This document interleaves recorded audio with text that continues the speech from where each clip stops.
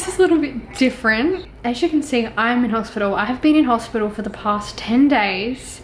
If you haven't seen my last couple of videos, I've been traveling through America for the past month, but when I got to LA, things went south and I ended up in hospital with pulmonary embolism, which pretty much means I've got lots of blood clots in both of my lungs. So I could have died. I was in ICU for 3 days. And I haven't been allowed to fly home because it's too unsafe with the blood clots, and also my body cannot handle much and my oxygen levels go pretty low, so I need to travel with oxygen as well. So that's fun, but today I'm flying home. Oh my gosh, I was meant to fly home about a week ago and it sucks being stuck in this room by myself. But anyway, I have to fly with a medical escort, so pretty much a paramedic person is coming to pick me up from hospital, take me to the airport. He's going to be on the flight with me the entire time, and then I need to go to hospital when I get in Adelaide, so that's really fun. At the moment I'm feeling alright.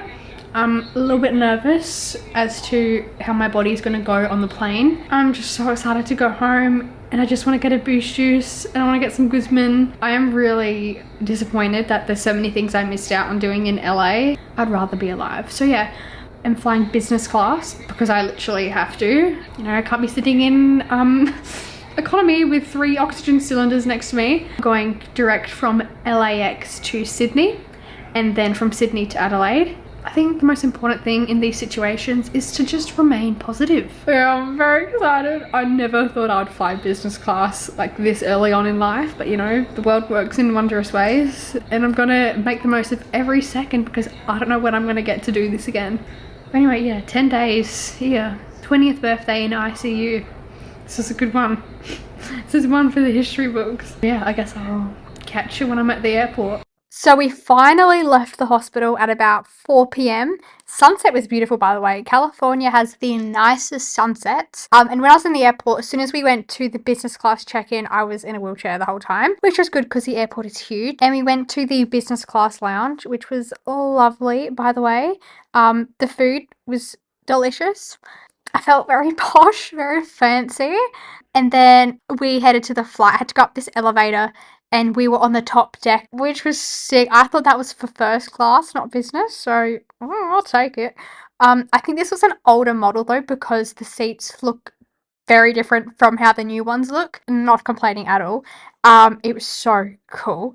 The TVs were a little bit rickety and old. They came out from the seat, like on the side, but having the ability to like lie flat, it's just a game changer. And the quilt was beautiful.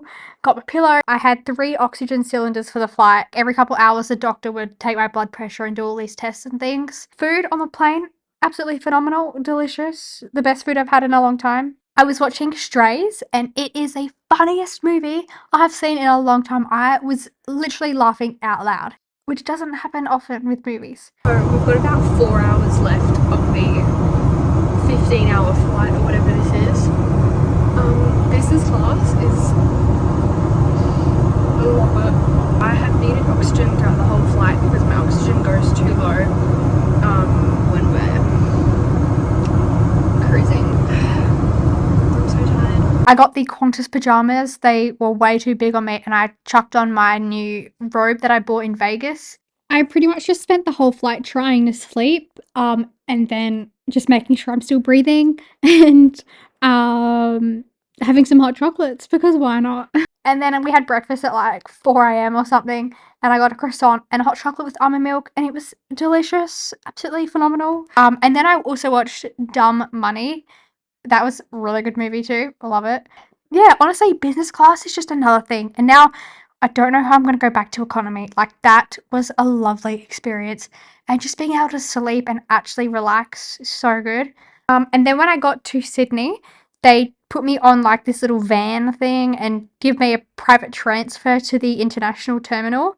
The one perk of being in like accessibility, access, help, whatever it's called, is that you get to skip all of the lines and go straight through, which is Very handy, especially when you're not feeling well. The last thing you want to be doing is standing in lines for hours walking through all the terminals. Business class on the domestic flight was honestly not worth it. I would never pay business for a domestic flight. Like, all you get is a wider seat and better meals, but I don't know, for the price you pay for business class on domestic flights, I just would not recommend it. Like, save your money and do it for international. Still, food was still great, and I was just super excited to go home at this point. I'm back in the Hedger household. Oh my god, very stressed. Don't excrete those two. Puppy love! No, puppy boy! You can! Nate! It's me! Hello! Try to sushi oil. Do you know it? He doesn't care! It doesn't care. Sorry about the weird jump here.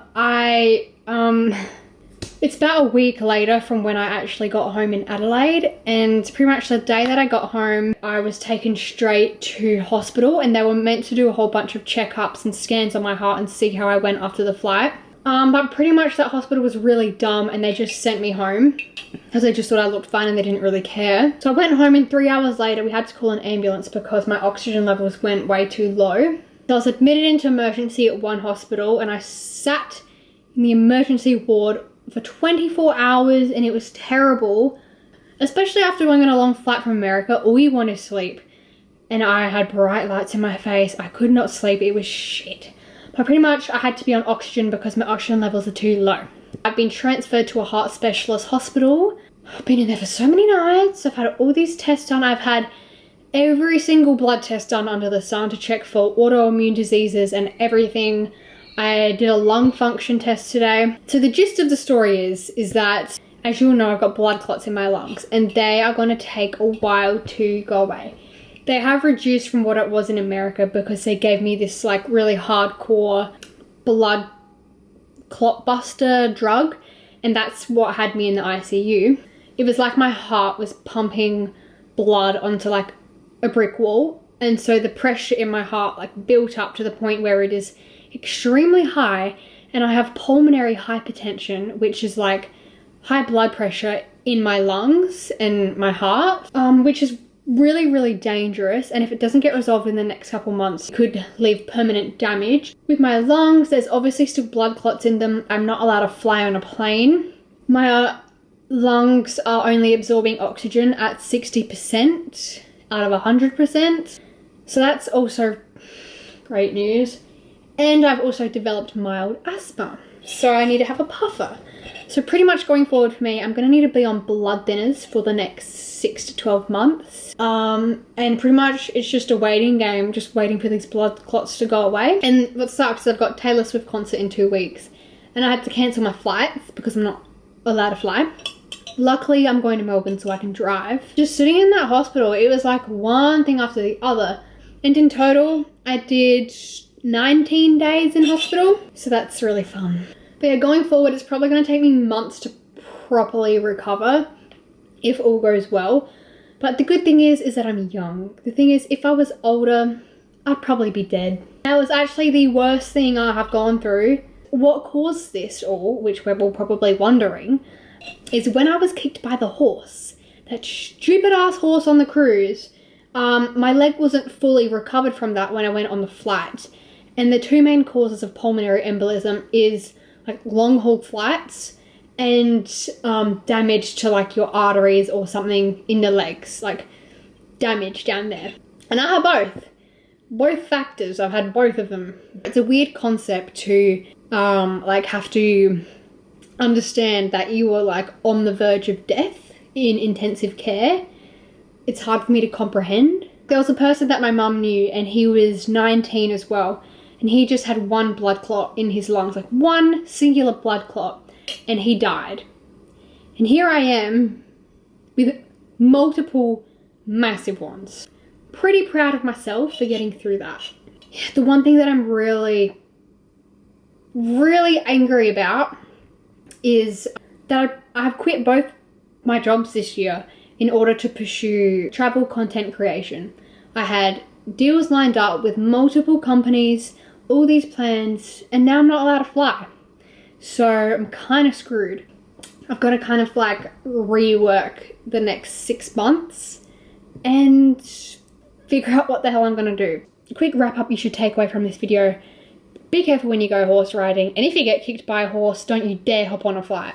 That is all from me. But yeah, wish me luck. Let's hope that I can recover